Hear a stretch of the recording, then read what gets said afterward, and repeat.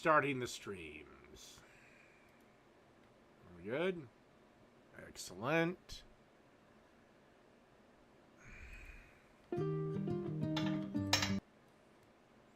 All right, welcome to the show. Cooking Videos with Dave, number 180.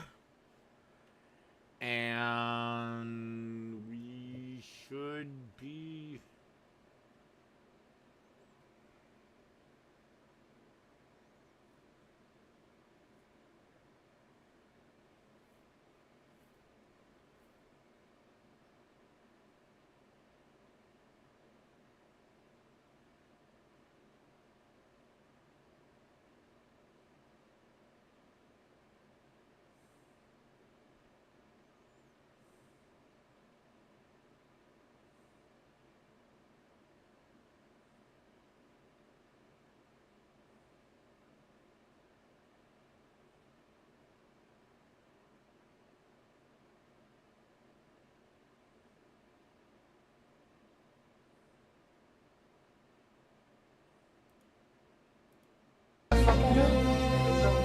Ian, thanks for the drink. You're welcome. I want it though. You can have it.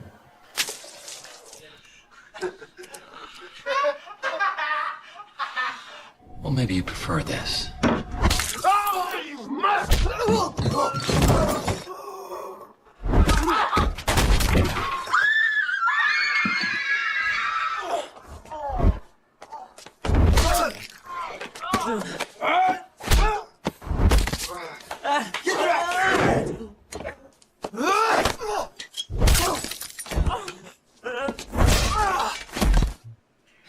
Hello.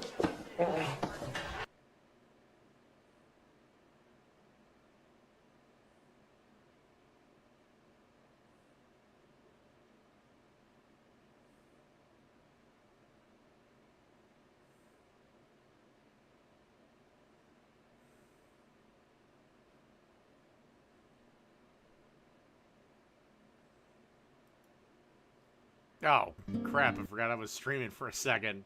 I just watched a scene from a movie. What?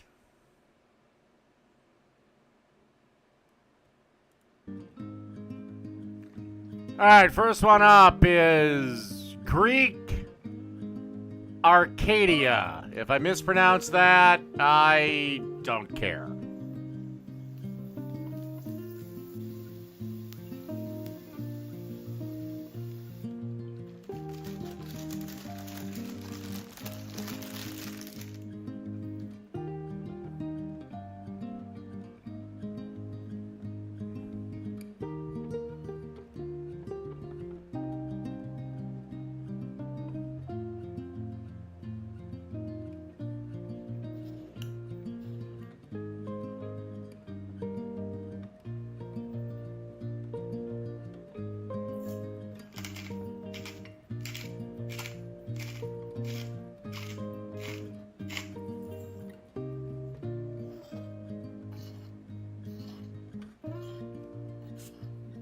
No problem to juice.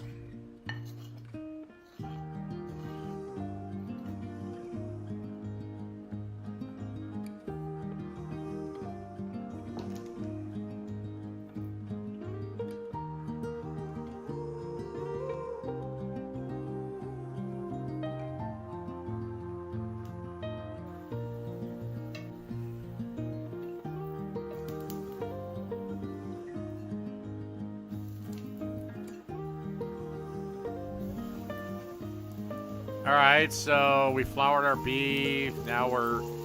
Why didn't you dip the ends in... fuck it. I don't even know what beef they're using. How does this video take 18 minutes?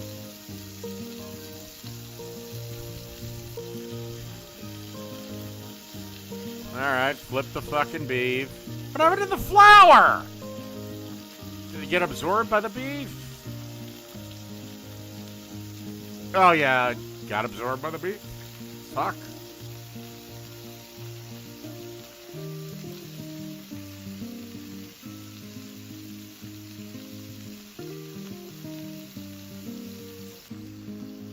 Actually, I'm out. and I forgot to go today before I popped the top to pick up more.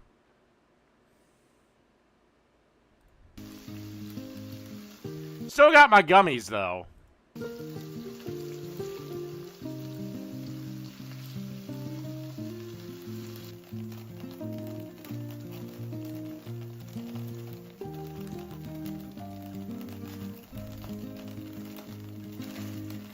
Alright, second batch.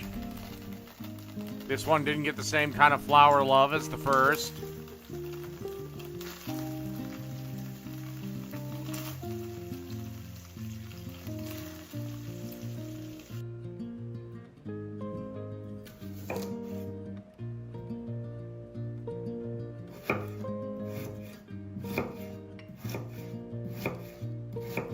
At least the knife's sharp.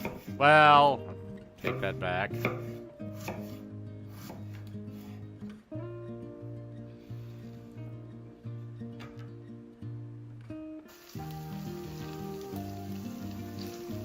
Alright. Now we have our beef out. What are you possibly making?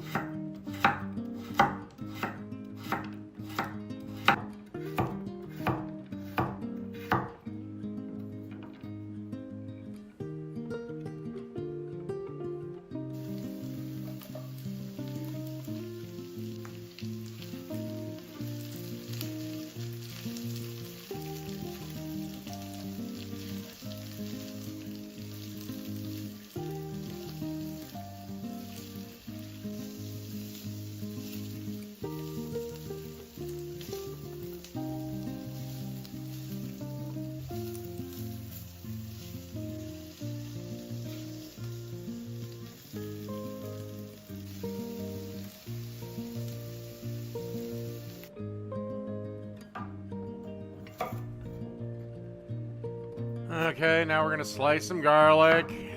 What is taking so long? Okay, we're gonna chop garlic. Then we're gonna add this. Let it cook.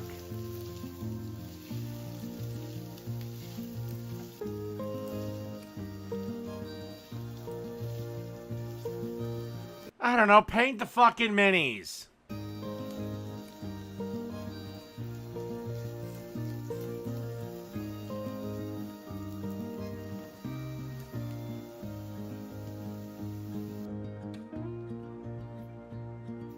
Those are tomatoes? They look like plums or apples or... Not tomatoes! Well, they're definitely tomatoes. Never heard of the...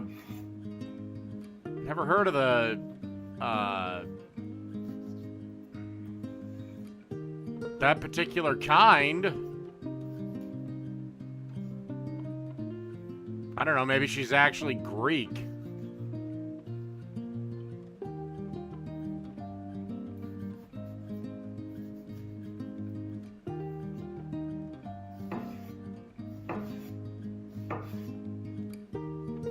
Dude, you might want to consider cutting that in half, unless you want big, big fucking tomato hunks.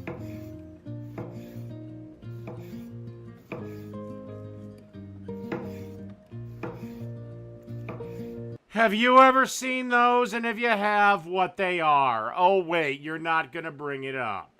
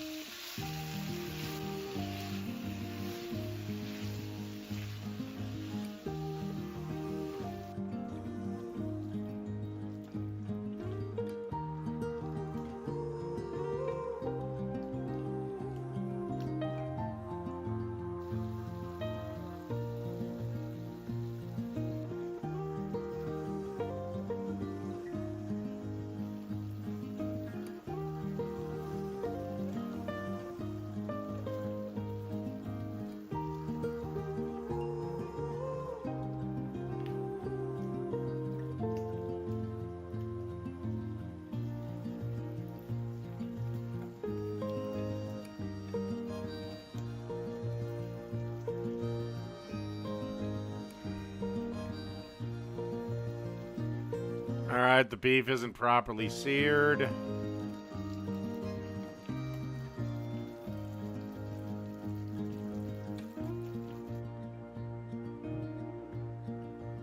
Those are not heirloom tomatoes. I have never seen an heirloom tomato look like that.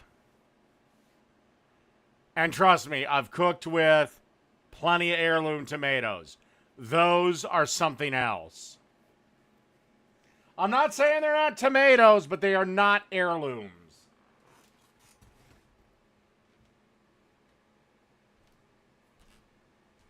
Heirlooms look closer, though they are a different color and several colors. They look closer to a beefsteak tomato than whatever the fuck that was.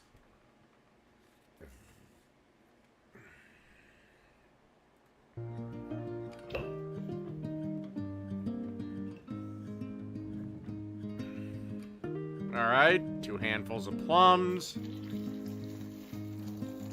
Reconstituting the plums, I assume.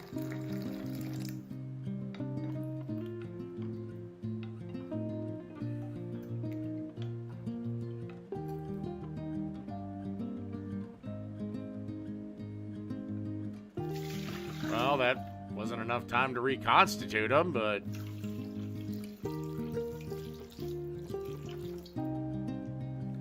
Also, technically these aren't plums, these are prunes, but, you know, potato, potato.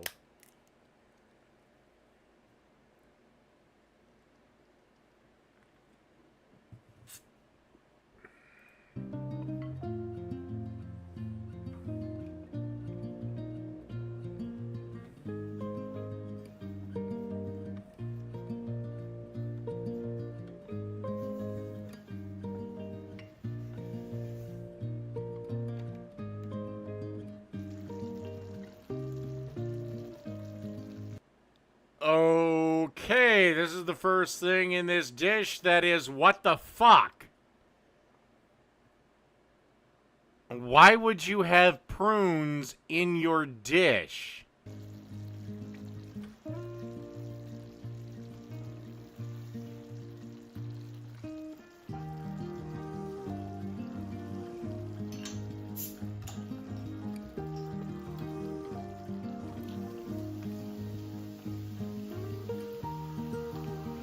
Well, obviously he went with the beer.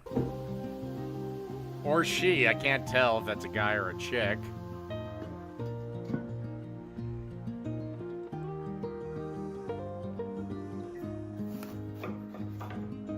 Bell pepper. Why does the subtitles say paprika?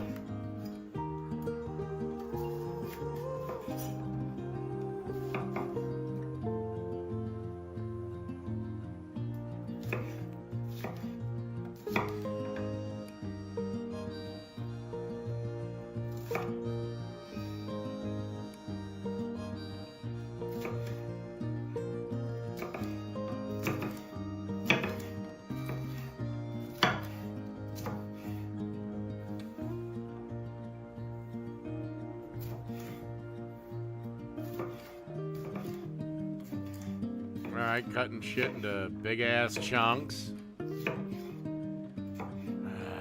Okay, add it to that. Great. Fucking tits.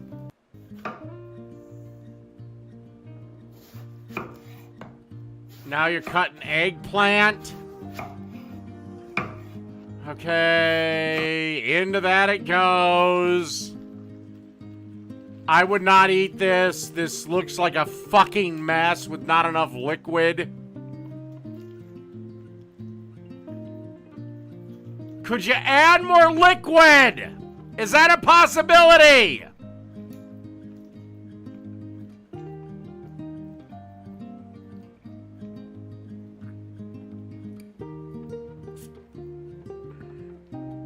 All right, rosemary sprigs.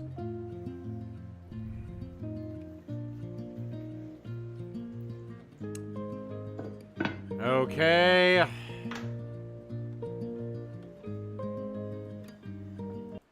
Alright, now he's melting butter. He's gonna add some turmeric. You making like a turmeric butter here, or what the fuck are you doing? Okay. What are you making? Alright, rice. So, I guess butter fried rice? Well, fried rice is best when it's day-old rice.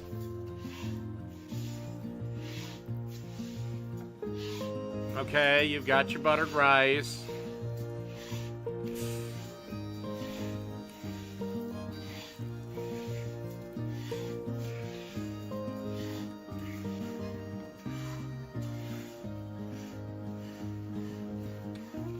Okay, the oil of the butter is starting to heat up. Now we're gonna add the fucking water.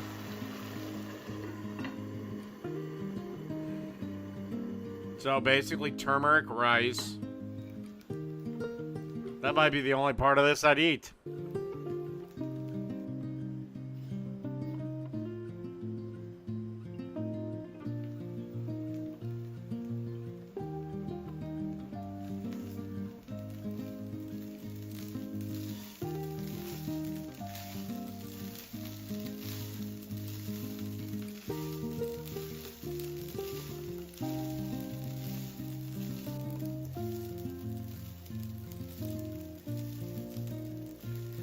If you were to do this, it'd be better to use day-old rice.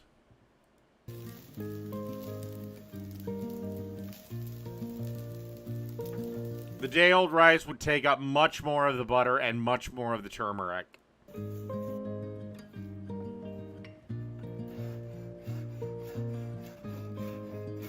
Now look, I know that most houses don't have day-old rice like most Chinese restaurants do.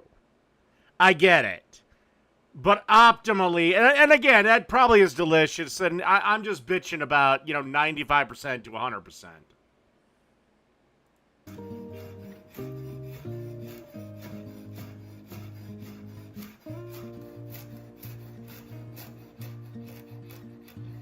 Then why is it that every fried rice recipe I know specifically calls preferably day-old rice? Now, a rice skillet's a little different, but that was closer to a fried rice than a rice skillet.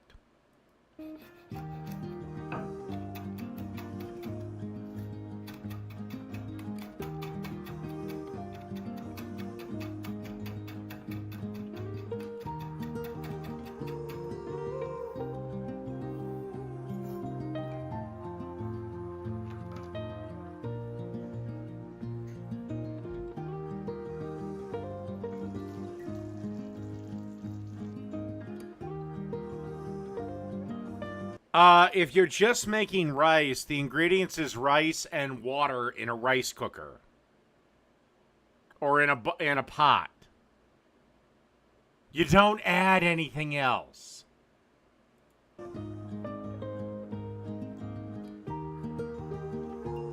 Sure, you can deep fry rice. It just has to be cooked first.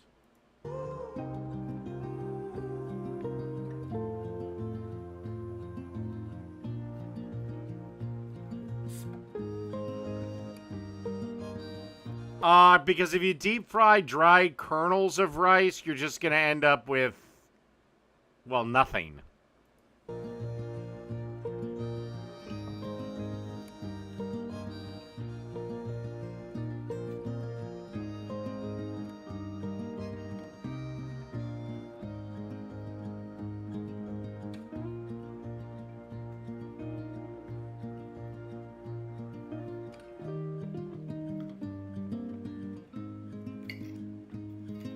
I gotta say, the beef looks fantastic for being cooked that long. Nice, stringy, and tender.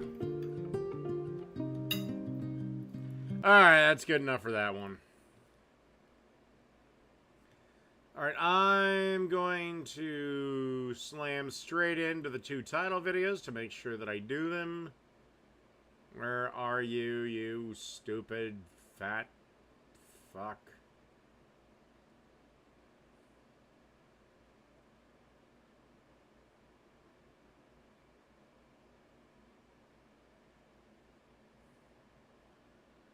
What the hell? I know I had Sam's video up. Oh, there we are. I'll never make pizza the same way again. All right, let's see what he's uncovered, and do I want to try it? Huh? Huh? Come on. I was having pizza problems. Okay, a lot of pizza problems. Then I saw something from another content creator and it led to this. An insanely thin, crispy bar pie with spicy calabrese and pickled cherry peppers. Hold on, you're gonna love it.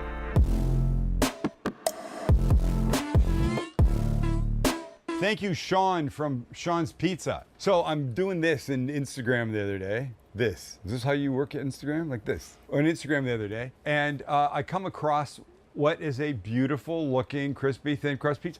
It's all I've ever wanted. All I've ever wanted. So I follow his dough. I follow the directions.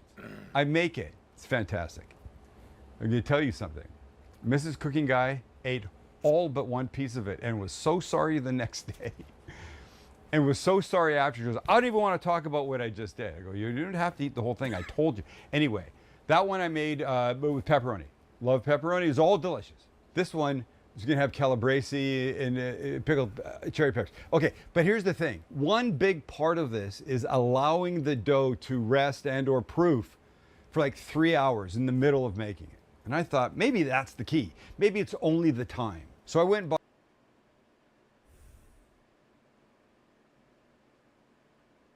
Now I'm intrigued. a 1 pound ball of pizza dough ready made from the supermarket. Brought it home, cut it into two. You know, I will say that is kind of a rarity. I don't know if it's a Minnesota thing, but not a lot of grocery stores sell pizza dough. Smaller balls. The only chain that I know does is Coburn's. Put in containers, lightly oiled them, let them sit for 3 hours. Then I made it exactly the way the rest of the recipe went. Not the same. So I've learned a few things. It's not just about that long period of resting or proofing, and it is about the dough too. So thank you, Sean. His was pepperoni and onions, I think. This one will be the spicy calabrese. I love it. I love it. Maybe we'll drizzle a little hot honey on it at the end. I know people do it and it's getting boring, but it's really effing good. So we start by making the dough, okay? Very simple, 5 ingredients, make it, let it sit, couple things to it. Bob's your uncle. Today, Sean's your uncle. Start with a bowl, recipes below. Flour, by the way, that's bread flour. Salt, azúcar, sugar, yeast. Give this a little mix. Okay. Okay, that was 4 ingredients. Here's 5. A little oil. Okay, we add water. So technically, I don't think you need to add oil to your pizza dough. That's just me. 6, but I don't count water because don't count water. And we mix just until it's all come together and I mean, if you want to do it, I did it for, well, several videos actually. So even I've done it. But I just found it does nothing. flour's mixed in. Oh, and try not to do that. You can struggle along with the spoon if you want, but that's not my move. I'd like to do this and nail this. Now, you just want to incorporate all this random flour in here. I'm telling you, you're gonna be really happy when this is over. Look at it, see how easy that was? Just ball it up, nothing more. You got a nice ball like this. That's not perfect, but it's all you're gonna need for now. Cover this up, leave it for a half an hour. Been a half an hour. Doesn't look that much better, does it? It doesn't look any better. Okay, let's do this. Little flour, and then just a few of these. We're just gonna turn it into itself. It'll start to get it a little smoother. You'll see in the end how the whole thing turns out. Give it over, not really kneading. This guy goes back in here. Cover for another hour, then we're back. But in the meantime, let's make a little quick sauce. Here's our sauce. You ready? Goes like this. These are baby Roma tomatoes. Don't splatter, don't splatter. Ah, I don't want sauce on me. I don't want baby Roma tomatoes on me. Come on, you. Ah, got it. Look at it. Oh, how cute, little baby Roma tomatoes. Look at you. You're so cute, aren't you? You're so cute. Okay, enough of that. Why would you buy the most pretentious sauce on the fucking planet? Nonsense. Here's what we're going to give this. We're going to give this some red pepper flake. That's optional, but I don't know. I don't think it should be. A little garlic powder. Dude, you need to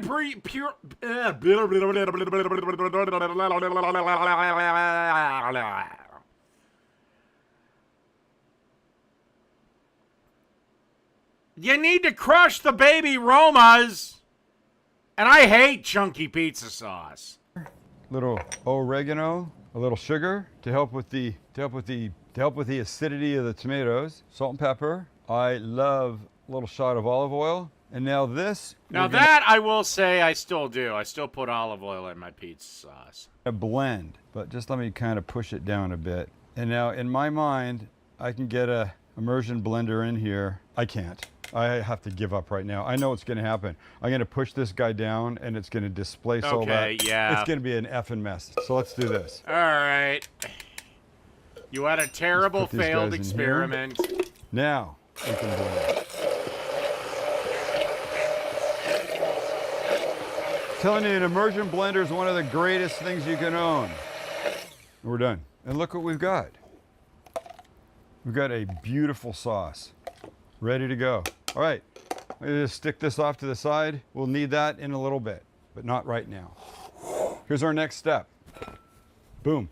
It's been an hour. So we take this kid out, we put him down, Okay. we cut him in half. You want to be super anal, be super anal. I am not, so I'm gonna judge that that looks like even. So gather them back up into a ball each. Right? All right, Pizza this- work is Like, if he's out of the yeast, this motherfucker might be dead. never been really good. These might look a little rough, but just wait till you see the end result. 2 containers, lightly oiled, in they go. We're gonna cover them each with a towel, and now away they go for 2 to 3 hours. Then I'll be back. Dude, your yeast, that is not growing like it should. Your yeast is fucked, my friend. Before we get the dough, let's get the cheese happening.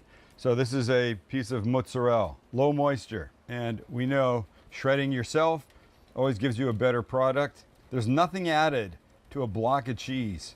Yeah, generally, but I don't shred it myself. I let my food processor do that. When you shred it yourself. There is to bag shredded cheese.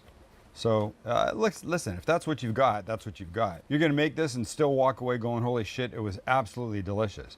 But, you know, if you can grab yourself a block, then you'll be better off for it. Okay, a little bit more. All right, it's dough o'clock. And here's our dough. Voila, ta-da. Anticlimactic, but that's okay. And there's the pan we're using. That's a 10-inch, it's a Lloyd's pan. It's what Sean used. I have a Lloyd's pan that's a rectangular one, high-sided, that we use for the Detroit-style pizzas. You get the cheese down the side, you get that beautiful color All right, I around. gotta see this. Crispness, it's amazing. These guys make good pans. But now we want to grease this up a bit. You could use like a neutral oil, or you could use shortening. I'm using shortening because TWSD, that's what Sean did. And I decided I wasn't going to mess with what looked like pizza perfection All to right, me. deep dish And the first pans. time I did this, I did it with shortening, and I was not unhappy about it. All right, here we go. I guess we'll do stacking pans. Grease the sides beautifully. And now our dough. Hello, handsome. So listen, after, 2.5, 3 hours, we're doing okay. Look at it stretches. And I can never get dough to stretch, but it's working. And it's gonna be thin, you can see. And that's only ever what I want, is thin. So out to the edges we go. And when you're evenly spread, just make yourself a little edge like this. Well, they're not terribly. Just build a little. They're not terribly priced.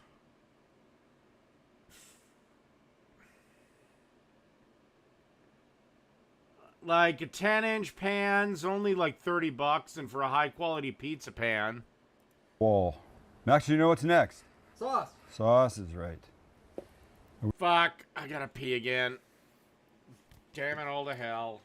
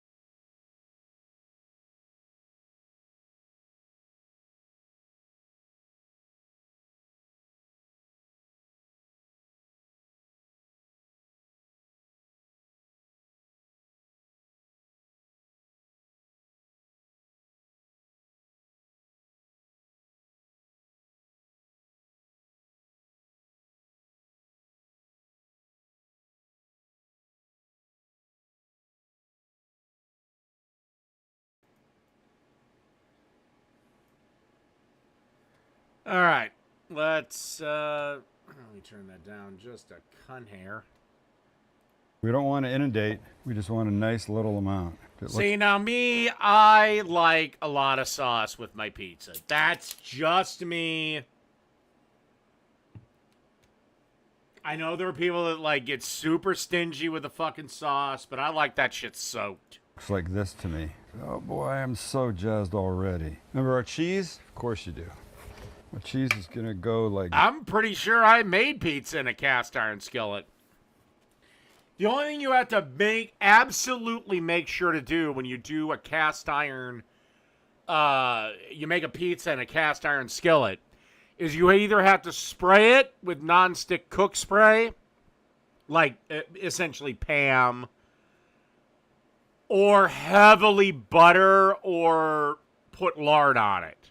Or I would not oil it because cast iron eats oil like fucking crazy.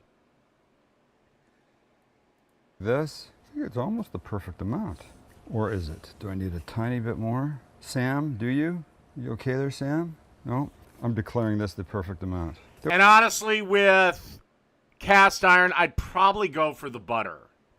Because it's going to caramelize the crust. And you'd probably end up with a better product. That's just me, though. We'll get a little Parmesan when we're done. Next item, our calabrese, which is... Iron Gullet, what do you rub every time you get done cleaning your cast iron? You rub oil on it. And if you don't, you're a fucking idiot. Also spicy. Usually a vegetable oil. Or peanut oil, grapeseed oil, but I'd go with veggie oil for that one. Salami, do you want a piece? It's so good. I love it. And you know, I'm always in favor of like full coverage because everything shrinks. Shrinkage, Jerry, shrinkage. And I don't want to be left with gaps.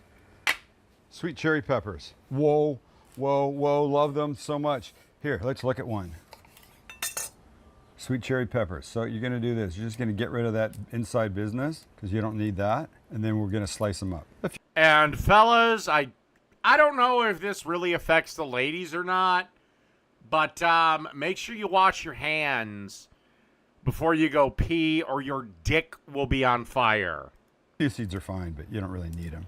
And they're not all red, so get some not all red ones. Let's cut these guys up, just like into strips. All right, get our pizza back. Sweet. Look how pretty these are. It's like sausage and peppers, sausage and peppers. Oh boy, I gotta love this. Okay. I suppose, ladies, make sure you fucking wash your fingers before you masturbate if you've used hot peppers. I'm gonna do one thing, one unnecessary thing. Just give it a little bit more of this. Just to sit on top of some of the peppers. That's it. Let's go to the oven. And surprise, we're putting it in the pizza oven. I've heated it up to about 750, so I'm gonna turn it down to low now. And in we go. I don't want it right by the flame, so I'm gonna keep it over here. I'm gonna turn it a lot, like you need to in a super hot pizza oven. And this is probably gonna be 10 minutes. No pizza oven, no problem. Just heat up your own oven to as high as it'll go, which is probably 550. And it's gonna take a little bit longer maybe, but you know, you're all good. You're not gonna have to turn it in that oven though. So it's actually easier. Time for a turn. Here's how it looks after, I don't know, what has that been, like a minute or something? So, in we go. Why would you just keep doing that? It? You know what a great looking pizza should why, look like on top? Not turn it, not turn it. Why would you take it out? Well, we need that and we need a crispy bottom. Okay, let's look once more. Yeah. That's damn pretty. Damn pretty. Okay, I'm not gonna keep showing you. Just trust that I'm gonna cook this the right way and bring it out when we're there. But I'll tell you one thing, the cherry peppers on that smell amazing. Okay, I do have to show you one thing. You notice how everything's kind of retreating into the middle? I do not know why. The calabrese and the peppers were all the way to the edge. It's like they're... If I had to guess, it's because of all the grease from the calabrese has started to run, and it's running to the lowest point. They're scared about something out there. But Damn, look at this. And if we have a peek at the bottom, shit, see that? Well, Leopard pretty spotting. good. Oh, a couple more minutes, we're there. And You're gonna need a minute more because you let this fucking thing get colder than fucking goddamn Hillary Clinton's cunt. voila, we're there. Let's go try this beautiful little bar pie. If the rising dough is pushing it, it'd be pushing it out, not in. Look at the bubbling cheese in business. Holy S. Wow. But wait, don't stop there. I guarantee you, if we were to put our two theories to the test, mine would be right probably 7 out of 10 times. It's the grease from a high-fat, salami-type meat. Because now we get to take it out. How are we going to do this? Ow, ow.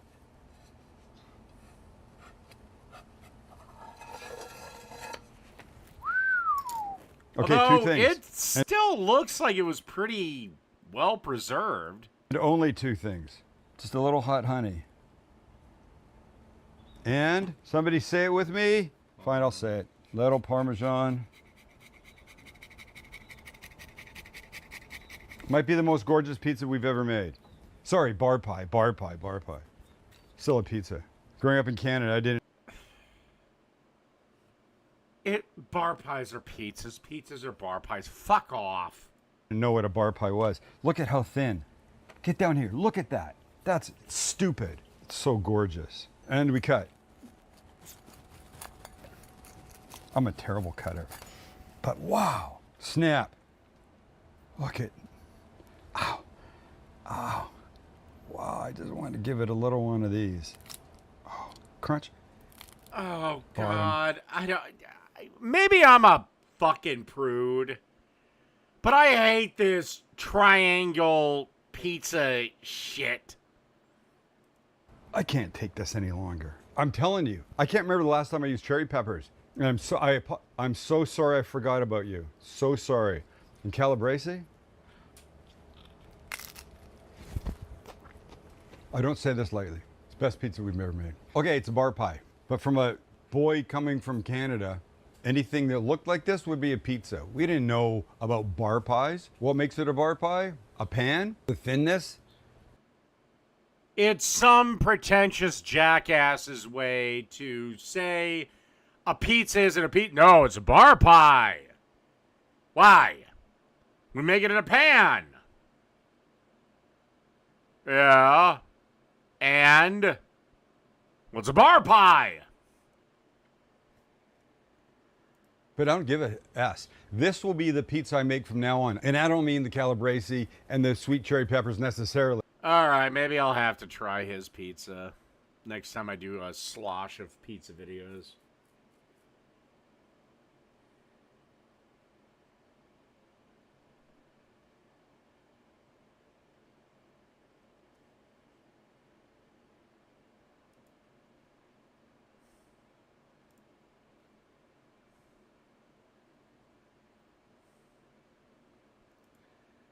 Let me ask you a question, Dagoresh.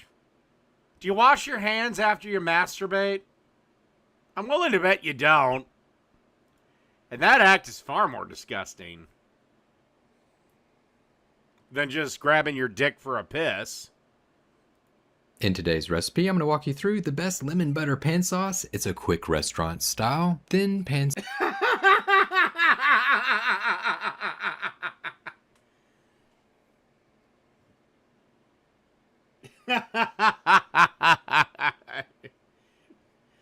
Little bitch boy Raptor Blue needs fucking lotion. Sauce for chicken. I'm Johnny Mac, and this is the Sauce and Gravy channel. This is how you turn a boring chicken into a restaurant quality dinner in under 10 minutes. Round up a skillet, crank your burner up Well, we were talking about pee earlier. This is kind of a unique channel. to medium-high heat. While the pan is warming up, grab the chicken of your choice and season it with salt and a dash of black pepper. All right, looks like he smashed and leveled out the chicken some. Add a touch of neutral Not to my liking, but hey, better oil than to the nothing. pan. Once the pan is smoking hot, quickly dredge the chicken breasts in all-purpose flour, 4 tablespoons or 32 grams. Give the chicken a quick shake to get rid of the excess flour, and then place it into the pan away from you so you don't splash yourself with the hot oil. Watch the temperature of the pan. It should be around medium heat, but don't burn the chicken. Cook it for about 3 to 4 minutes on this first side. Flip the chicken, cook it for another 3 to 4 minutes on the other side. While the chicken finishes up, that gives you the perfect amount of time to zest 1 lemon and juice it. Although I gotta say, of all the channels on YouTube, the 100 million channels, and the hundreds of billions of videos, I've got to be the only cooking live stream that talked about masturbation techniques. Male masturbation techniques. Females, I don't know what the fuck you ladies be doing.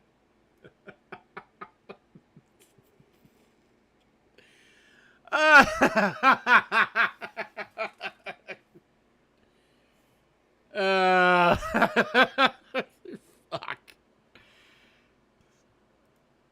Welcome to the lunacy.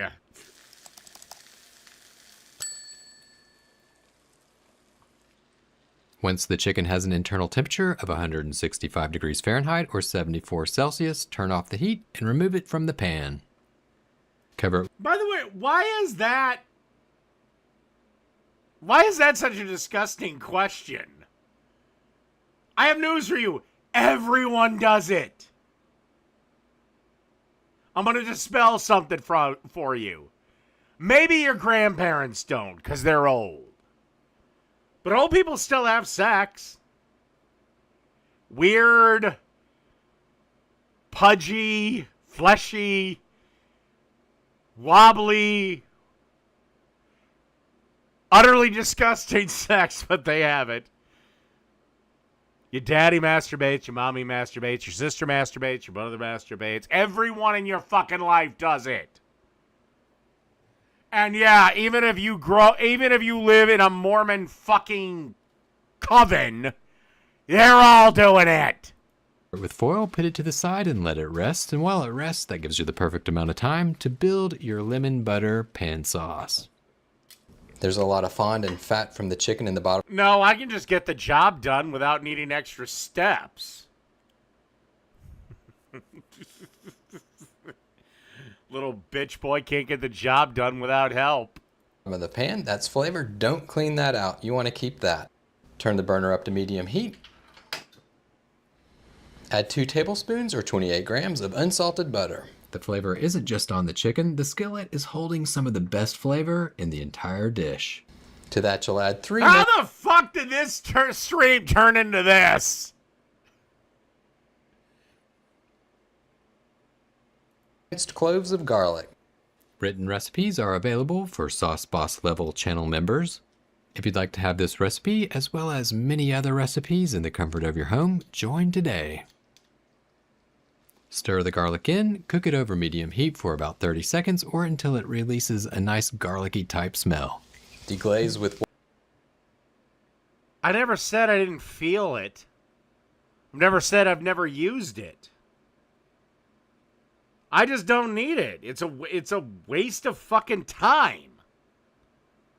Because not only do you gotta fucking clean your hands, you gotta clean your dick off. White wine, half of a cup or 125 milliliters.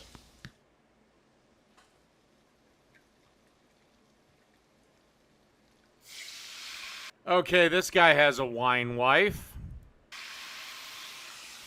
Scrape the sides and bottom of the pan to release that fond up into the liquid. That's flavor, and you want that in your sauce. Whatever. Believe whatever the fuck you want.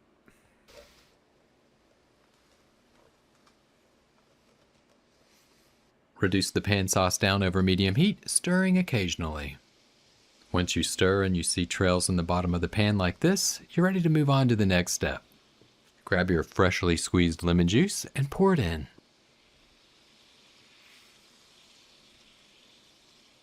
Give it a quick stir, cook it over medium heat, and bring the pan sauce to a light simmer. Although, I don't see a wedding ring on this motherfucker's finger. Now, it's possible he's just not wearing it. But, oh God, is he a wine male? Fuck. Nothing against them, but half the time they're annoying. At this point in the sauce making process, add the lemon zest. Give it a quick mix to bring it all together and cook for about 1 minute.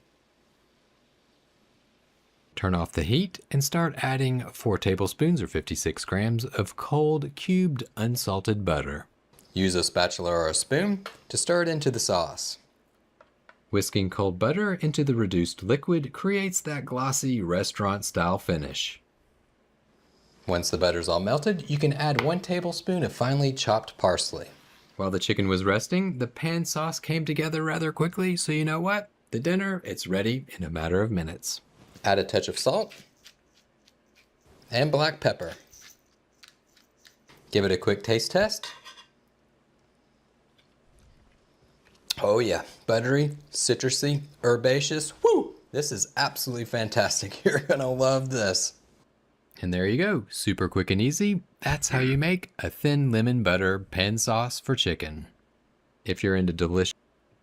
Well, maybe I'll have to do my version of that.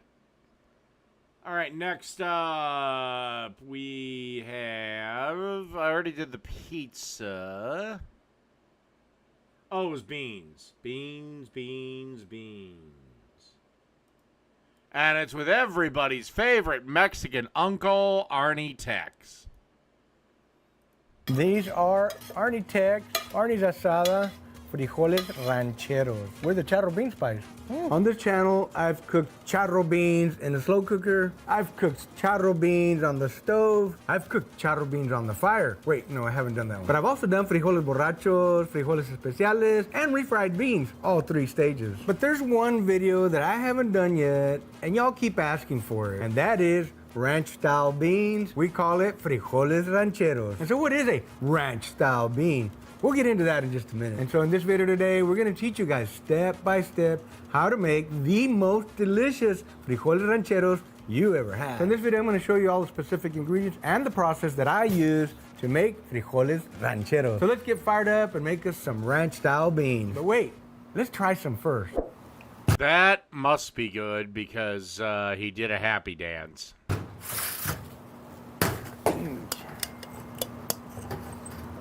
I have seen that, but I do not remember where. I think Walmart. Cheers. You know, it's not bad. It's a pretty good can of beans, actually, you know. Kind of the key ingredient, I think, in ranch-style beans is like a little chili powder, maybe it's paprika, a little hint of sweet in there. And I do know that these beans right here are very popular for many recipes. You can chop up some sausage or some brisket, drop it in a pan, fry it up a little bit, and you got yourself a really delicious meal. I actually grew up eating some of these. You know, my mom used to open these cans and serve them to us with weenies. Weenies, yes, I said weenies. Now, they're pretty good, but... Hey! What's wrong with Beanie Weenie? You know, it's lacking something. You guys know me, I always gotta have a little kick, you know what I mean? A little bit of bite in there. So we're missing that. So here we have the jalapeno pepper ranch-style beans. Let's give that one a try. God. Maybe it's because he's Mexican. And I need to find out if I can make this adapter. Anyway, I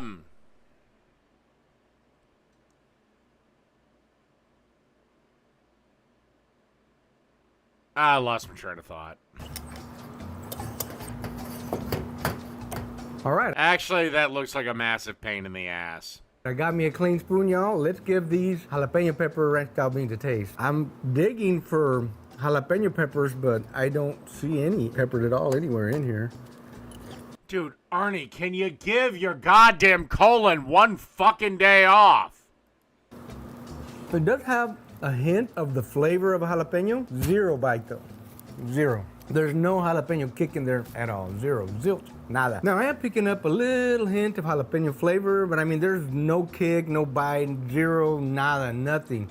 Again, It's a pretty well balanced flavor profile. You know, it has like the right salt and all, but the main thing I pick up is like a chili powder flavor and a hint of sweet. So the flavor of these beans bring me to today's video where we're gonna show you guys how to put that extra good, delicious, but all natural chili flavor into my frijoles rancheros. We're gonna use whole, dried, de-seeded guajillo peppers. So basically what we're Okay. gonna do is we're gonna de-stem them, de-seed them, and then we're gonna rinse them, and we're actually gonna cook them inside the crock pot with the beans. And then there's a little more magic after that. So now let's really get fired up. All right, let's get some beans into our crock pot first. This is 2 cups of beans, they've been rinsed. We're gonna crank on our crock pot Okay. high. So the beans are uncooked.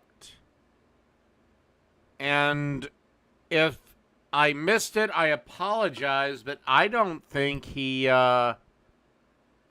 soaked them. This is He rinsed them, but I don't think he cups of soaked water. them. We're gonna use a total of 8, but right now we're gonna add 6. Stay with me and I'll explain. Okay, I guarantee you those things are still drier than fuck. A lot of people say you shouldn't add the salt till the beans are cooked, but I always add the seasoning at the beginning. And today we are using 2.5 tablespoons of charro bean seasoning. And I don't have my big stirring spoon, so we're gonna use this little stirring spoon.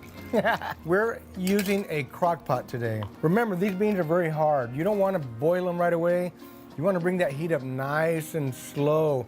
Let the beans get plump. Let them start to absorb some water. So that's why I'm okay putting the seasoning in there, because I want that seasoning, I want the salt in the water. So as the bean absorbs that water, we're getting flavor inside the bean. Now the other debate is whether you should soak them overnight or not. I never soak my beans overnight. Okay, he I have tried it. You can drain the water, and then the beans will cook a little bit quicker, yes, but you have no flavor inside the bean. Now you're relying on I'm doing this. I am fucking doing this. all the I may just steal his whole goddamn recipe. flavor to be in the broth because you Except I like chipotles better than the other peppers. have no real bean flavor coming out of the beans anymore once you dump that water. Just my opinion, your mileage may vary, okay? But I can tell you, we won a lot of bean competitions, so right now, my way works pretty good for us. So just saying, the next magic ingredient that is gonna be standard for the ranchero beans, AKA ranch. Oh, he rinsed them. He just didn't cook them.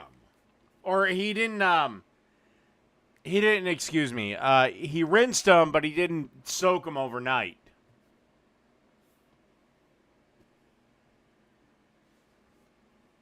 So now I'm completely intrigued.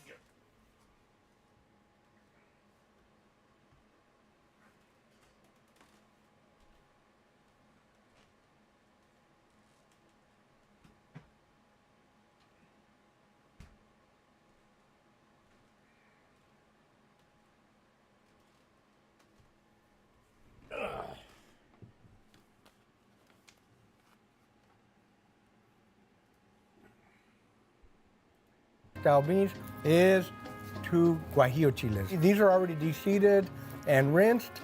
Make sure you rinse them because sometimes they have dirt. Get rid of the seeds, get rid of the stem. We're gonna put these on a pan here and just give them a very light toast. And I'm turning my heat way down. We don't want it really, really hot. We're not trying to burn these chiles, we're just trying to toast them a little bit. All right, let me flippity flip these 2 chiles over a little bit. They're getting nice and warm. Got my little spatula here. I'm gonna press down on these just to make sure they get a nice, even toast on them. One of the main ingredients in ranch style beans, and I'll show you all in a minute, is always chili powder. This replaces the chili powder in my ranch style beans. But we're Oh, okay. adding enough. How exact do I want to follow his recipe so I don't feel like I'm just not stealing? Authentic, real chili, not a powder. Now you realize chili powders come with other ingredients. I already have those ingredients in the charro bean seasoning. That's why we're doing it this way as well, because we're only trying to add that extra delicious natural guajillo flavor. Now we're gonna add these to the beans. The whole chile, we're not chopping it up, we're not cutting it up yet. So y'all stay with me. Like I said earlier, There's more that's gonna go in here. I want you guys to follow right along with us. So step number 2, after getting our beans and guajillos in the crock pot, is to saute some of the other ingredients that we're gonna use for our ranchero beans. Okay, we're gonna start by heating up our little pan here. You want to use a tablespoon of oil. I'm using ghee today because I love the buttery flavor of ghee. What we're gonna do. All right, for those of you that don't know what ghee is, it's essentially clarified butter that has returned to a solid state. You can find ghee in the international aisle of most supermarkets. If you happen to have an Indian market that's available to you, it would certainly be there. And if you live next to a Super Target or a Super Walmart, obviously they would sell them there too as well. Right now, we're gonna go ahead and add a half of a medium white onion in here. Ooh, I love that sizzle. I've got my heat on low. I'm trying to soften them up. And we're gonna do this for about a minute. Just soften them up a little bit. Now, what you could do if you wanted to, we're cooking in a crock pot, obviously. If you wanted to, you can just dump all the stuff into the crock pot. But sauteing the ingredients ahead of time adds more flavor to the dish. So that's what I'm doing. You can see the onions are starting to get a little translucent, a little soft. We're gonna add the garlic, and I do like to get all the garlic out of there. And this is, by the way, 2 cloves of chopped garlic. And you know, we always add the garlic about a couple of minutes after the onion starts to get soft because the garlic will burn very, very quickly. You don't wanna burn it. So next up, we're going to add our tomatoes. And now I can turn up Good the old heat. tomatoes. Now that is the sound of 2 diced up Roma tomatoes. Now, Roma tomatoes are small sometimes they're big, sometimes they're medium. These 2 were medium-sized Romas. A lot of people don't like tomato in their beans. Guys and gals, trust me when I tell you tomato is an umami ingredient. It's used in a lot of dishes because it brings a really great flavor. I agree. Tomatoes are almost like what the devil is?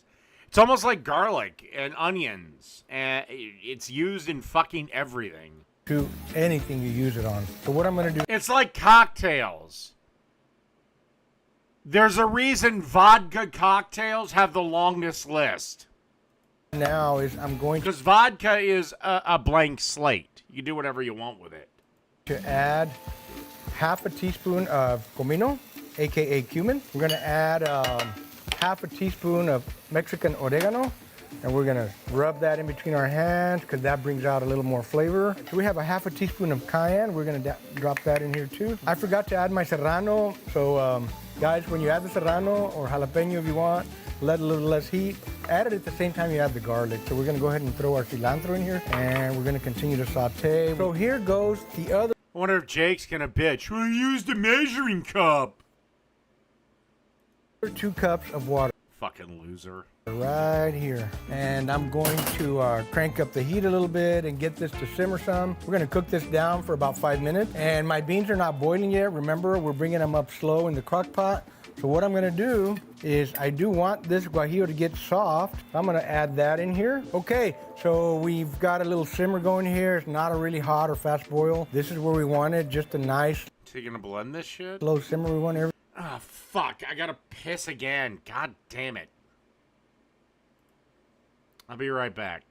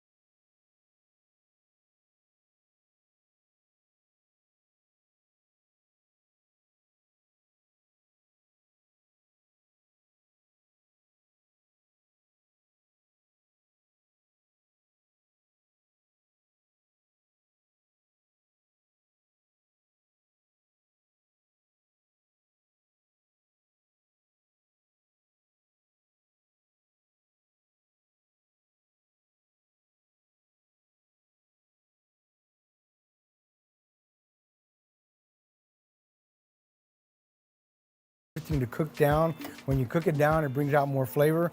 So we're gonna let this run for 5 minutes. Okay, so we simmer down our tomatoes and guajillo, onions, garlic, and the other little ingredients we put in there. It's time to blend them for our frijoles rancheros. Now what I'm gonna do first is I'm gonna get some of this au jus out of here, put it in the blender. So what I wanna do is I'm gonna blend my guajillos first, and the reason we wanna blend them really, really fine is so that we don't have to strain them. Well, we're not gonna strain them. We can add a little bit of this other ingredient, so we're gonna pulse that first. All right, I would say that was about 1.25 minutes, 1.5 minutes, more or less. Now we're gonna put the rest of these ingredients in here. These are Arnie Tex, Arnie's Asada, frijoles rancheros with the charro bean spice.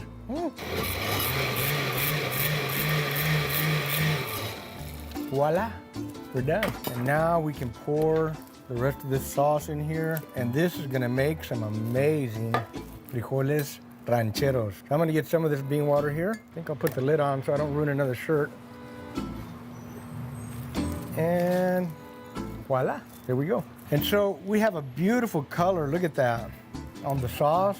Does that look like ranch style beans? Yeah, it does. But this tastes a lot better than what you get in the can. Way, way better. And now all we gotta do, friends, is wait about 3 hours and we'll be eating some delicious frijoles rancheros. Vámonos. Friends, it's been exactly 4 hours that our beans have been cooking. We've got all the ingredients in there. I'm gonna turn off this crock pot because they're done. Done, as I like to say. Now, normally I'm gonna say I like to turn the beans off, let them rest for 30 minutes or so in the crock pot. Let them beans continue to release some of their flavor from inside. It does come out and then it reabsorbs a little bit. But since we're recording a video for y'all, we're gonna cheat a little bit. Look at the gorgeous color on these beans. They're just so pretty. Ooh, look at that. Nice big bowl of frijoles rancheros. Now for the Arnie Tex ranchero bean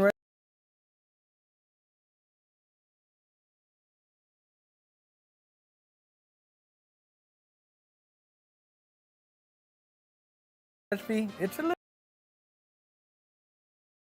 bit different than our charro bean recipe. In my past charro bean recipes, you've seen where I'm intervening over and over during the cooking process. At one point, we're adding the meat, we're adding the chorizo, we're adding a lot of different ingredients.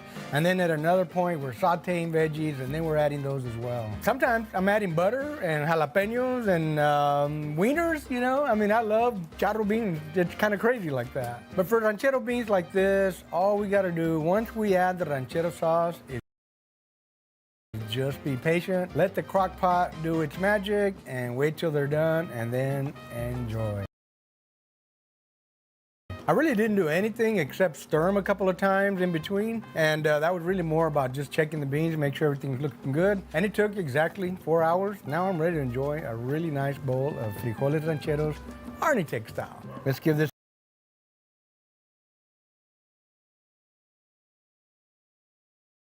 a taste test.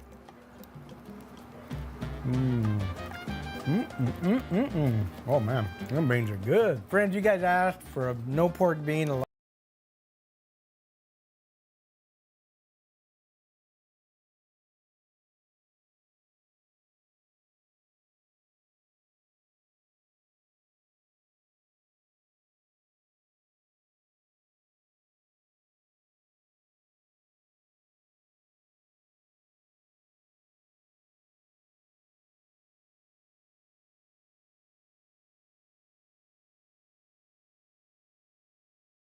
Air is the optimum temperature for a burger. You know, if you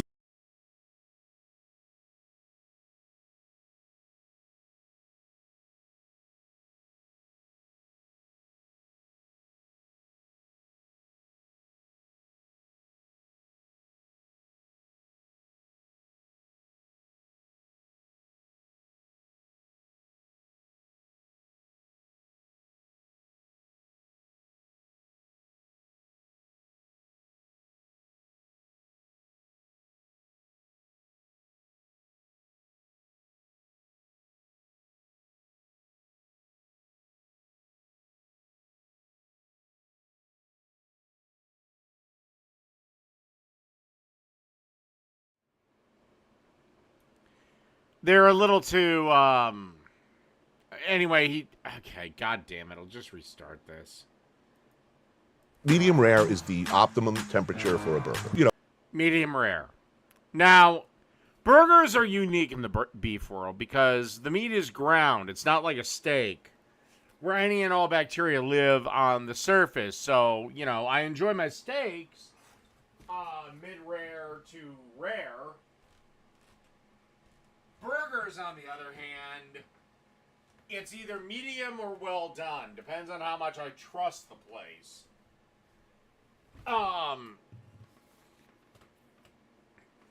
Medium is about as rare as I go on a burger because the meat is ground. Bacteria can be anywhere, but medium, I'm willing to take the gamble. It's just a unique. It's the exception to the rule. I don't like mid-rare burgers. Plus, the way they're the meat just it tastes weird. Like the texture's weird unless it's mostly cooked. if you like rare, good. I respect you all the better. I'm just against any place that refuses to serve me a burger below medium. For your safety, we have to cook this well done. Why are you treating my burger Again, Anthony Bourdain, it's because, well, first off, there's some burgers that are going to be well done no matter what, like a smash burger, because the patty's so fucking thin. The only type of burger, at a minimum, you could get to a medium rare before it was fucked, even by the resting process, would be probably 6.5 ounces. And again, I'm not a big fan of thick-ass patties. I hate half-pound burgers. national dish? Why do I have to treat this shit like medical waste? Medium rare is the optimum temperature for a burger. If you like rare, good. I respect you all the better. I'm just against any place that refuses to serve me a burger below medium. Well, the reason they refuse that is because they don't want to get sued. Anyway, let's move on. Amish butter beef noodles. Make Amish butter beef and noodles. We're starting with 2 pounds of cube steak. Okay. Which, if my service in the meat department, if I remember correctly, is sirloin tip steak that has been run through a cuber. You can get this effect at home using the spiky side of your mallet. But a cuber does it in, 3 seconds. But, again, unless you really like cube steak, there's no need to buy one. If you're going to make this at home, just take the spiky side of your mallet. Get them nice and spread out on the bottom of your crock pot. And once you have your... Yeah, if you grind it yourself, you get away with a little bit more. But even then... cube steak in there, we're going to put 2 cans of cream of chicken soup. Alright, and once you have your cream of chicken in there, we're going to throw some seasonings over the top. We're going to do a couple teaspoons of garlic powder. And once you have your garlic powder in there, we're also going to throw a teaspoon of black pepper. Oh my god. If you're going to have a YouTube cooking channel, would you kindly buy a fucking pepper grinder? They are not expensive. Once you got your seasonings in there, let's go ahead and throw 1 cup of chicken broth over all that. Finally, we're getting to the best part. We're going to put a whole stick of butter, cut into slices, kind of spread it around. I was going to say, you look like somebody that might be worried about his health. Obviously not.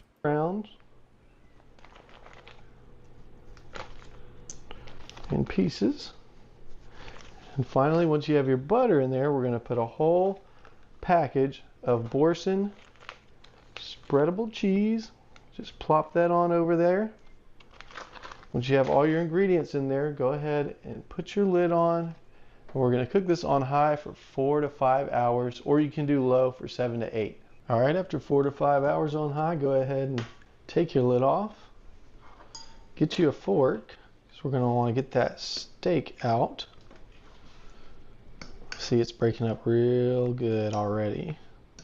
But to help you finish it off, go ahead and get some scissors or whatever cutlery you prefer and start cutting it into little pieces. All right, y'all, once you get your last little piece cut, go ahead and stir that around. And we're gonna throw in. Easier to just use goddamn. Easier to just take them out and chop them with a knife. 1 cup of sour cream. Okay, more To add a little fat. thickness and creamy. You already have a stick of butter, and you don't work on a farm.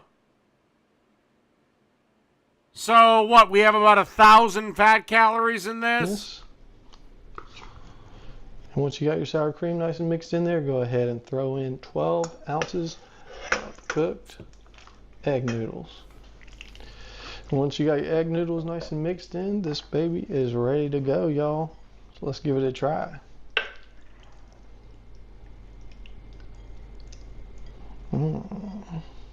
Amish. All right, y'all, we're gonna make Amish. Yeah, there's a reason the Amish can eat shit like this and live to 88.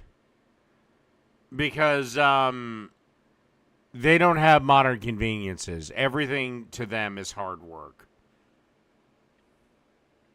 Butter.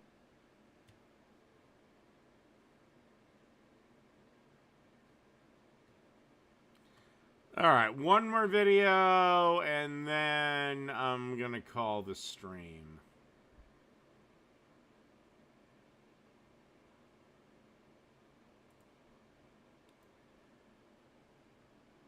I made a hot dog the hardest way possible. Well, unless he's making the hot dog itself from scratch, you buy a pack of hot dogs, you decide what you want to put on them, and that's that.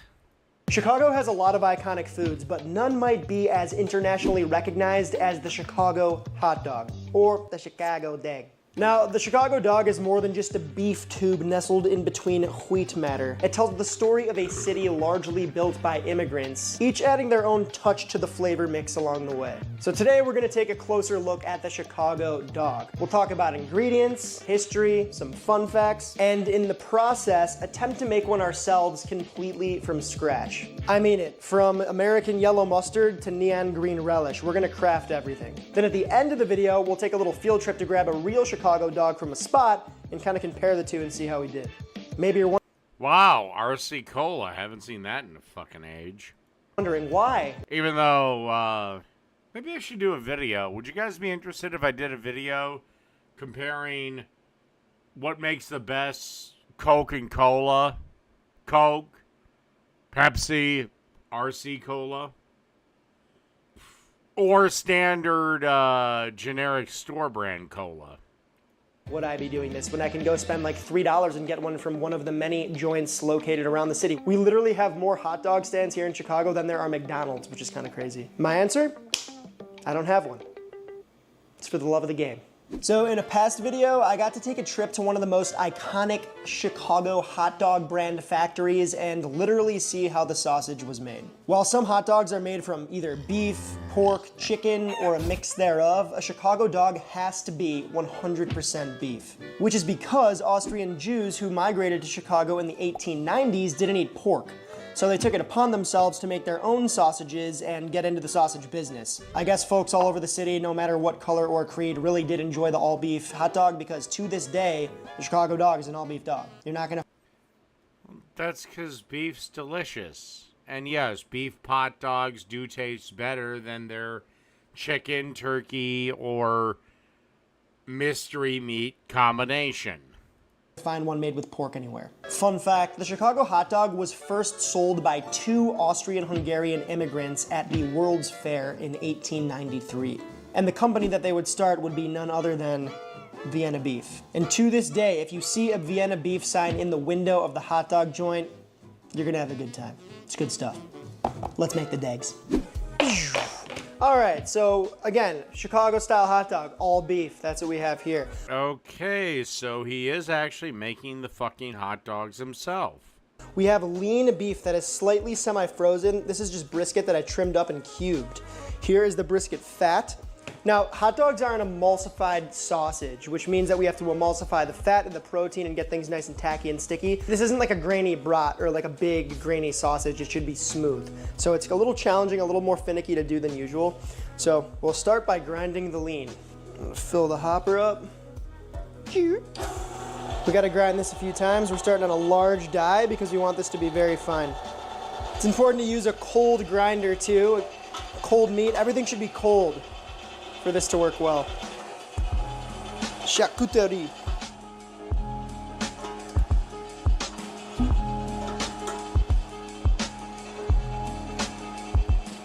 We'll take some of this meat, clear the hole. Very nice. All right, we're above 32. We're gonna get this in the cooler and let it chill out a little more before we grind it again. We do not want that fat to smear, so we're keeping things cold. If it smears, it can actually render out of your sausage and lead to a grainier hot dog. We're gonna switch out dies. Get a die out of there. Yes, sir. Smaller die on. This thing is still very cold. Now we're gonna get some of this fat going here. This fat is maybe a little too frozen. No such thing.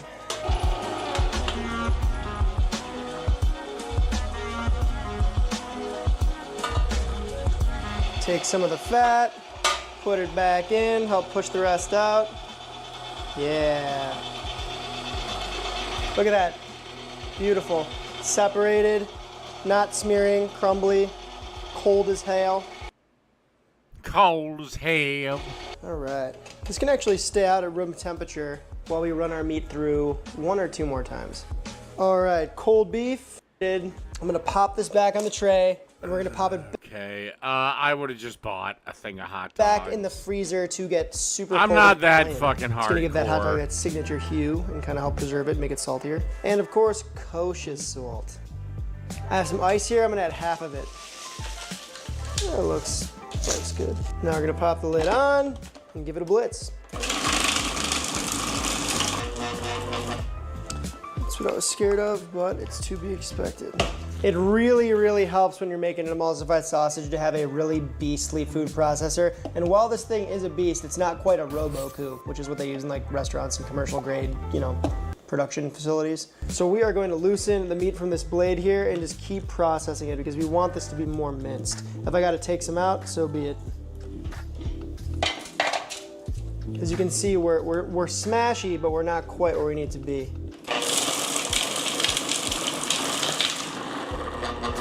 Come on, you got this.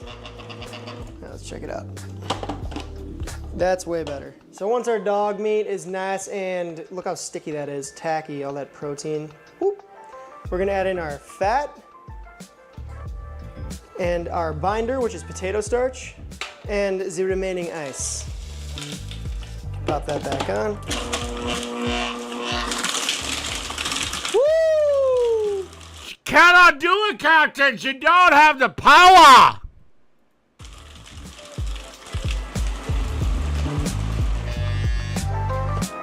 Check it out. That is looking like the inside of a hot dog, am I right? Jesus, tap dancing Christ. There is no way on God's good earth I'd ever go this far.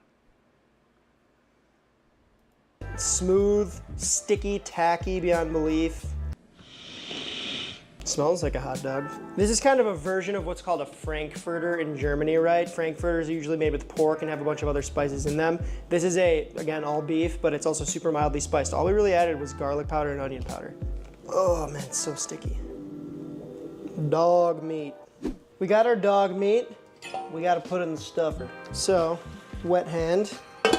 I'm just going to, little piece by piece, stuff this down here. Piece by piece, you do. The Kelly Clarkson song. So that there's no air holes, right? So if you do this kind of like in parts like I'm doing here, you're really not gonna see a lot of air holes, which is good because we don't want bubbles in our sausage. Besides the hamburger, air holes are a hot dog's worst nemesis. Wet hands really does help the meat not stick to your hands. Okay, we're all locked and loaded. Pop this on our big boy. Cool. Crank that down a bit. There it is. Whoop. Coming on through there.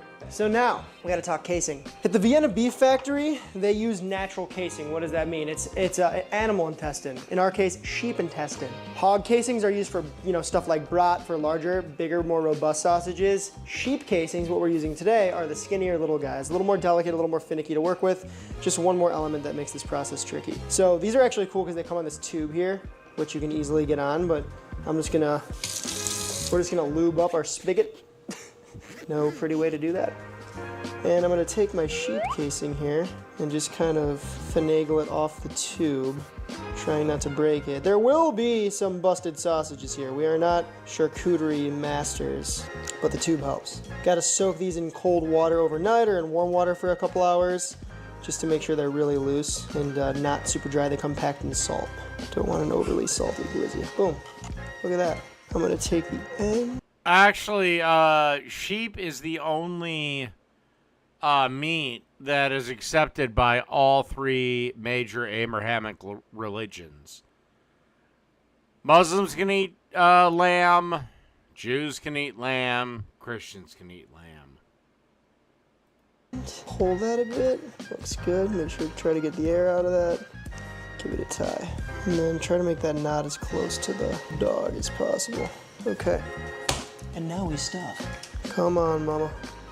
It's kind of all about applying pressure while trying to make sure that your sheep casing is being stuffed properly. I'm trying to keep my hand open, but it's tough. So focused. Hard to talk. Oh, we're getting an air bubble here. That's all right, I'll show you how to deal with those later. I'm just gonna take some water and wet this work surface too, this clean work surface, to help the sausages slide around. Natural casing, as opposed to synthetic cellulose casing, which people use too. You know when you eat a hot dog and there's not snap to it, it's just like one sausagey round piece? That's because they use cellulose and then remove the casing, whereas this casing actually stays on and it gives the dog the signature snap that you pretty much need with the Chicago style, or really any good hot dog, I would say. This is going curiously smoothly. Something's gotta happen soon. Oh, there it is. Okay, see, check this out. All right, our first bust. Yeah, we got pretty far without getting busted too hard. See that? That's fine. We're just gonna kind of keep pinching that sheepskin casing off and just continue the process, and we'll deal with that later. Or we can deal with it now. Nip it in the bud, right? I'm gonna cut that piece here. So just like, any animal product, sheepskins are imperfect. So there could be some lumpier areas or areas that are smaller or wider than the rest. Making sausage will certainly test your resolve. Are we getting to the end here? We might be. Oh, perfect. I think we're actually finished now. Look at that. Almost the perfect amount of casing. Pinch that off. Give us plenty of room to tie a string. I'll pull that down, sorta. Give that a twisty poo. Look at that. You can actually water balloon tie that, which is nice. Snip. There you go. Dogs, baby. Let's give that a nice roll up. Yeah, except they're fucking longer than... All right, so as you can see, it's not perfect. For our busted guy, I'm just gonna take the end here, squeeze, and just pinch that off. We got our hot dog coil here.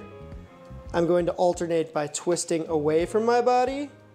Using this as a measuring point, I will mark here. All right, blah, blah, blah. Period of time. Okay. In our case, just for an hour. Now, I understand most of us probably don't have a smokehouse in the backyard, or in my case, in the courtyard of my apartment. However, a friend of mine introduced me to this dope little device that allows us to turn any charcoal-fueled kettle-style grill into a cold smoker. It's called a smoke tube, and you fill it with wood pellets, just like you would a Traeger or any other pellet-style grill, light it up, then stick it on the bottom of your grill, and it burns at a low temperature, sort of nice and slow, kind of like a cigar. So now we're able to get a nice cold smoke on our dogs without cooking them for that perfect kiss of smoke flavor without it being overbearing. This thing has opened up a lot of doors for other cooking projects, so I just wanted to share it with you guys. I'll leave a link in the description if you want to pick one up to toy around with. The next step before actually cooking these dogs is to bag them and tag them in the chamber vac sealer.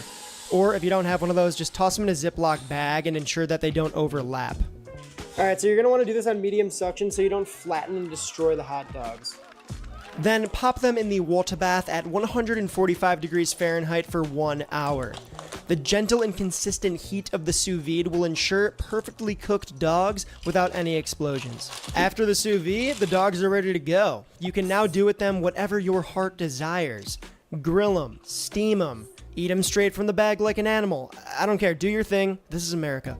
Alright. So at this point our dogs are done. You can shock these in an ice bath, which will stop them from cooking. I'm gonna eat this right away, so I'm gonna take 1 pack, set it aside, and then take the remaining packs and just put them in the freezer rather, to cool down kind of quickly. And then you can honestly keep these in the freezer and then just thaw them when you need them, or put them in the fridge, eat them within the next couple days. They'll be fine. But we're storing them in the bag and their juices. Now we can open these puppies.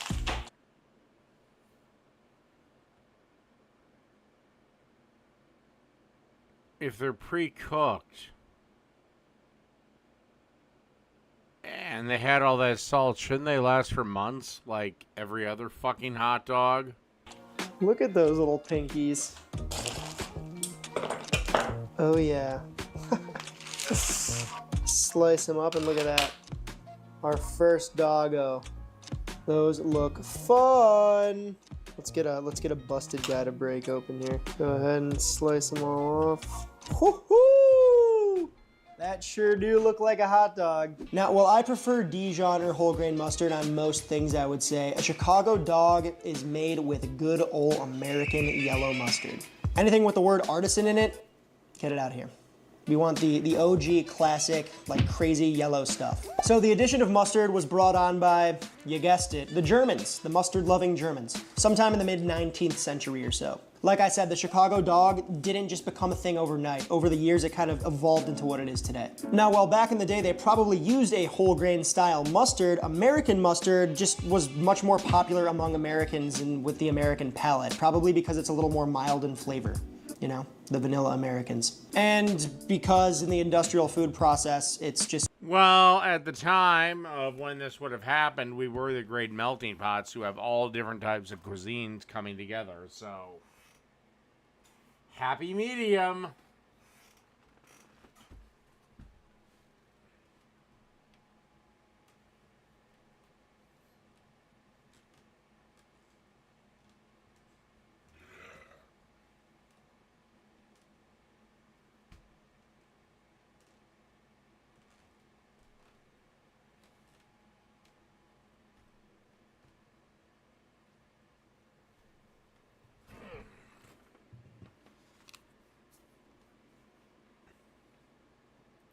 cheaper to make. It's actually surprisingly easy to do from scratch, so let's do it. Medium heat, small saucepan, yellow mustard, we got some water. We have the dried yellow mustard pow pow. These are just mustard seeds. I've actually made this before. Just buy a bottle of mustard. That have been ground up. Then we have our garlic powder, turmeric, and paprika. Helps with the color a little bit and the flavor, of course. And a pinch of kosher. We're just gonna whisk that all up. And we're gonna bring this to a simmer, and the mustard will actually thicken this liquid solution here. So we'll simmer it for 5 to 10 minutes and just kind of check on it. It might sputter a little bit, so be ready for that.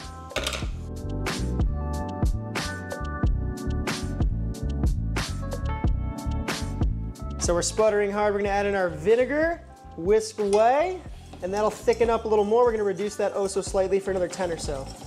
Smells like... Yeah, this is why I'll just buy a bottle of mustard. Mustard. I'm not that hardcore.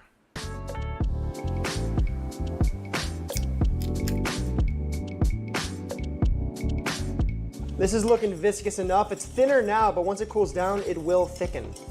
All right, into a container. Scrape all that good in there. And again, it looks thin, but it will thicken as it cools. Another important point to mention is mustard can be kind of bitter. So you're gonna wanna use cold ingredients. The water should be cold and it should be cold off the jump. That's gonna help with the bitterness. Also, letting it kind of just hang out in the fridge for a day to a couple of days, honestly, would be best. That's gonna temp down the bitterness as well. Lucky for us, I went ahead and made a batch a couple days ago and put in this cute little squeeze bottle. This is what it should look like here. Let's decorate my hand. See, look at that. That is the perfect consistency. Oh, yeah. I don't like it anymore. Daddy. Chicago-style neon green relish. This stuff is wild. There's probably no topping on this dog more iconic than the relish, and that's because, well, it's neon green. And I'm talking like uncomfortably green. Like it looks like one of the Hulk's bedside tissues. After he sneezed. According to food historian Bruce Craig from the book Made in Chicago by Monica Eng and David Hammond, this relish stems from an old American recipe meant to preserve cucumbers and was first seen at the 1928 exhibition game Between the Cubs and the Sox. I think it's a play on Piccadilly. I think it's Piccadilly. Whatever. Now, how it transformed from a regular green to a neon green over the years, nobody really knows, but it's probably, again, because of the good old industrial food complex. Food coloring can do some pretty crazy things, so let me show you.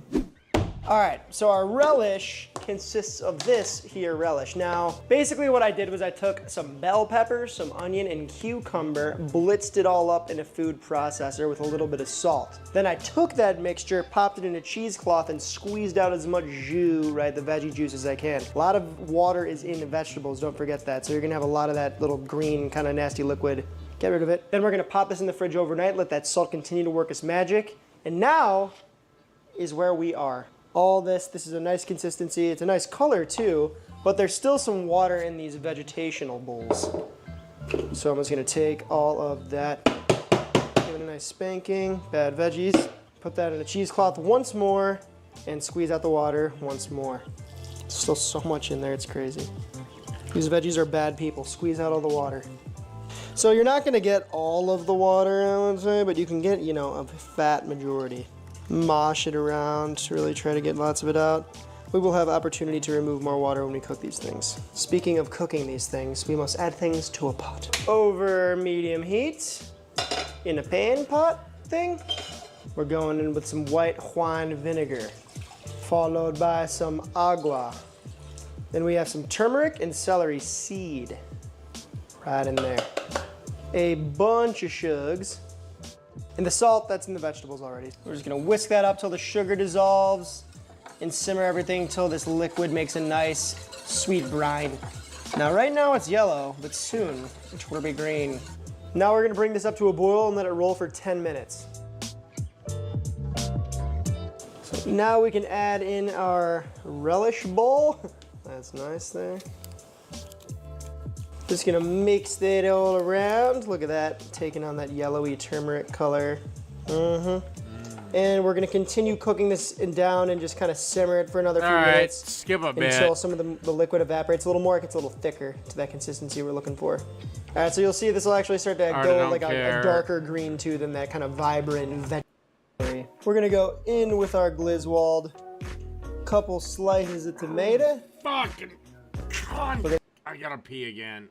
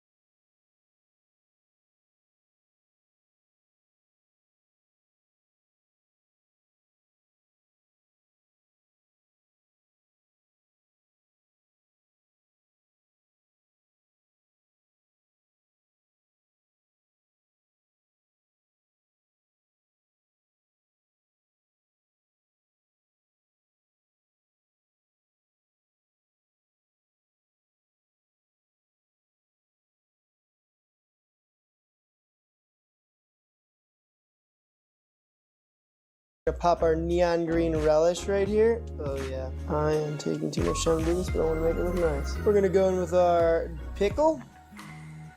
A little onion right here. Ooh, I'm opening the sport peppers for the first time. I'm excited about this. Look how cute these are. These are kind of mondo, so I'm gonna just use, oh, I can find some gold in there. There you go. Just remove the stems here, why not? Don't want to be eating stems with it. Sport pepper. A little zigzag of mustard. And then finally, le piece de résistance, celery salt. And here we go, the homemade Chicago-style hot dog. Dragged through the garden, as they sometimes say. All right, so before we take a bite of this, Although I will say celery salt is a common ass ingredient I've heard on hot dogs. I've never had it on a hot dog, I don't think, but maybe one day I'll actually have to try it. But that is pretty much where my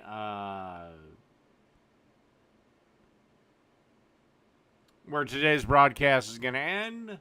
I have to go out and cook. I will see everyone later.